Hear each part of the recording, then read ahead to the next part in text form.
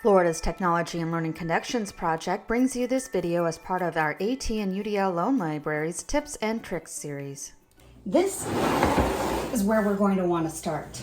If we come over here, we will find a pack like this.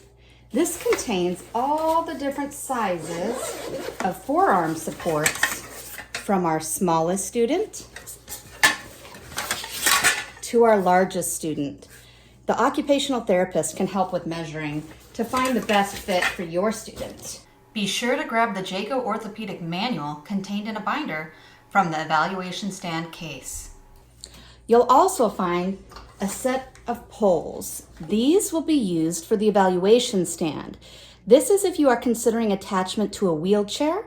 You don't want to attach your brackets to a wheelchair and then have the student need to leave for the day to go to an appointment or head home from school. Having the evaluation stand lets you attach your brackets to the stand and the student can wheel in and out from their wheelchair. I've put away the evaluation stand for now. Next, we're going to go into our Jaeco orthopedic case. When you open the Jaeco Orthopedic case, you'll notice that it comes in 2 layers. Don't forget that the instruction manual is in a binder in the evaluation stand's rolling case. Here you'll be able to see that the bag of rubber bands includes 3 different resistance levels.